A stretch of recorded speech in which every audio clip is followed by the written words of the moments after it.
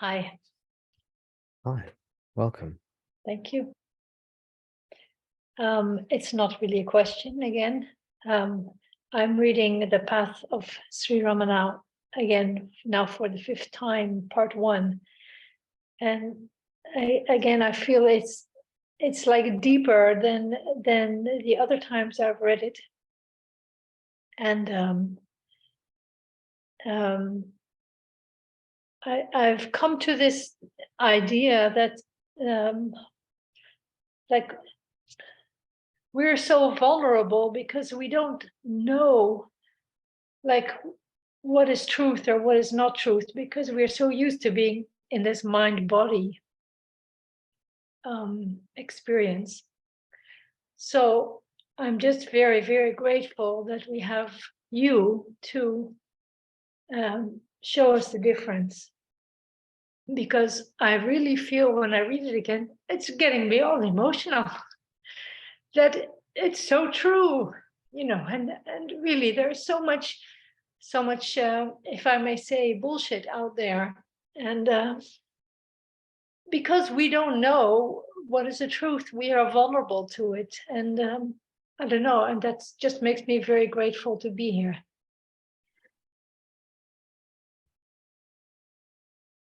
Yeah, I hear you and I feel you. Feel what you're saying, yes. Yes, this is how I feel about Bhagavan. When you say you're grateful to me, what I feel is grateful to Bhagavan. Because I'm just in a way passing on the message, So yeah. I can't take any credit. Like I've told you to read a book somewhere that someone else has written, and then I'm sharing a teaching with you that was shared with me, Bhagavan's teaching. So I accept your gratitude, but then I think, well, the only reason I can share this with you is because of Bhagavan. So that's all gratitude to him. I understand what you're saying, and at the same time, I feel that it's both in the Path of Sri Ramana and in what you say, that these things are very subtle. Like we're so used to, like I am so used to all the time going back to the body-mind. And reading the Path of Sri Ramana again is again making it more clear to me that, okay, there's a body-mind and there's consciousness, and they're totally different. So like one is on objects and one is not. And you're able to explain it really subtly, and I appreciate that, and I understand that what you just said. Yeah. Thank you, Hester. Thank you. That's great. For me, this is wonderful to hear, because as people see the differences between this teaching and, let's say, 95, 99% of the other teachings out there, then this discernment, this seeing how the teachings are different, allows the person to come back to themselves. So I'm very happy to hear this, because it just means you're understanding the teaching. And actually, it's very subtle, right? Until it isn't. And once you see it, it's not subtle at all. It's obvious. It's a big difference. It's like a vast chasm, There's a huge difference. So it's taken me a long time to sort of realize how it's very difficult for many seekers to realize the differences in the teachings. So this is why I sort of sometimes emphasize the differences.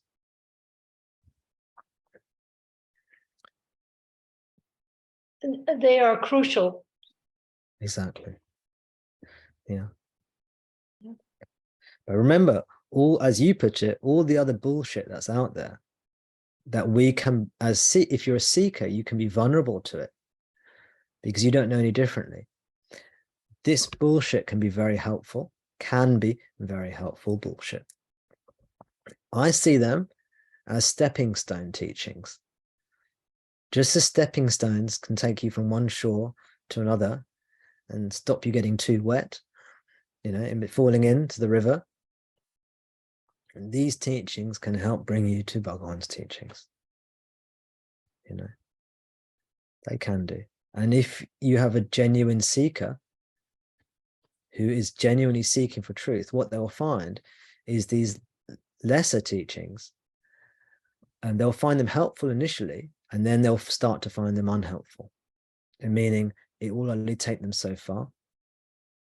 Now, if they are primarily interested, if the seeker is primarily interested with being a part of a spiritual scene, or they're not primarily interested in liberation, then they might stop on those teachings, or maybe they're just still working their way through the teachings. But many seekers, because their inner thirst for liberation, for happiness, for love, for fullness, they won't be satisfied. They can't stay with these teachings that are non-liberating. They'll have to move on. So this all has its place. So yes, I can see that. I've been going that way myself. So, and I did that myself too. Mm. I was engaging with these other teachings for a long time, and I learned a lot from them. Yes, me too. And I don't know if I would have ever come to Bhagavan's teachings in the way I was able to if it wasn't for them. So I'm very grateful to all these other teachings. Even some of these teachers who are obviously terrible teachers, there's lots of abuse and scandal. I've even learned things from these teachers, So, of course, I don't want any abuse or scandal or anything like that to be involved in any of your lives. I'd rather you stay away from those kinds of teachers, to be honest. But we can learn from everything.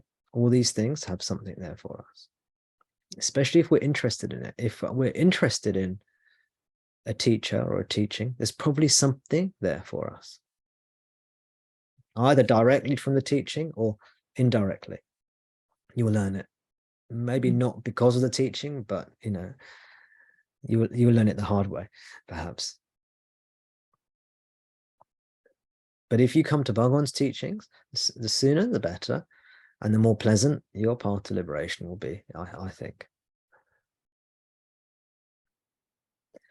Yeah. Now, I find it very difficult to read any of these texts now. The fact that you've read the Path of Sri Ramana Part 1, you're on your 5th reading. I don't think I've read it 5 times. And some people might be listening thinking, oh my gosh, Hester's an amazing student of the game. She's on her 5th reading. And I've only got through it once, or I've not even read it once yet. Please don't worry. Everyone is different. Yeah. We shouldn't look up or down at Hester.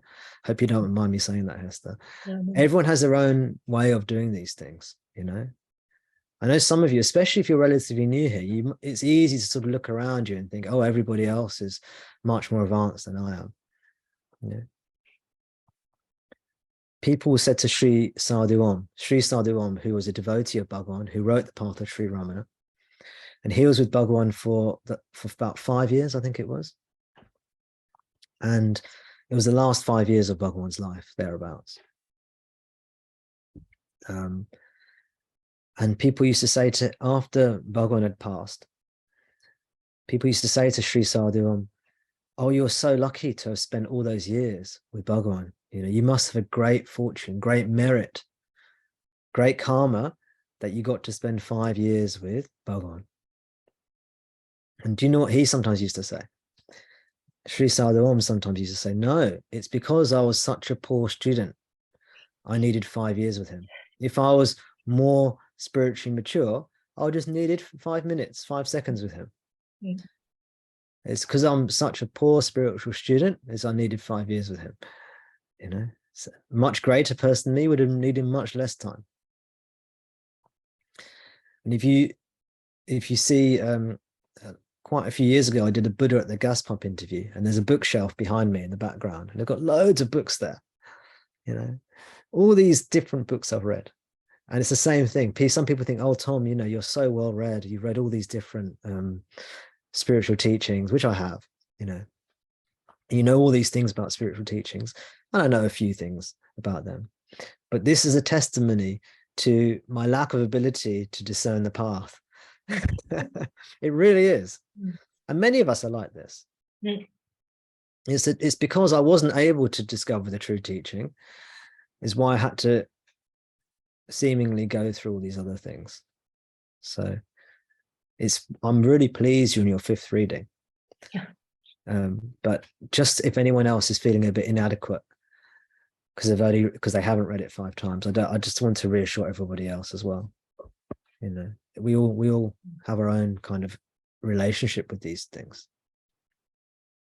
Yeah, definitely. For me, it's also not. I like to read things, you know, several times, but it's just I'm really drawn to it because I don't understand some things, and then it deepens. I don't know.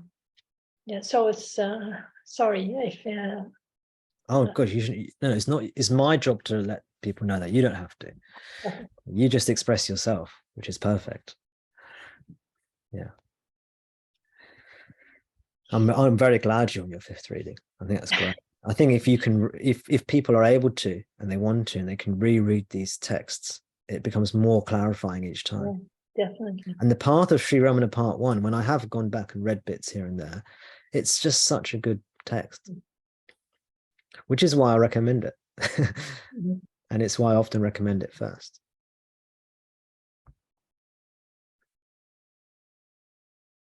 Thank you. Thank you, Hester.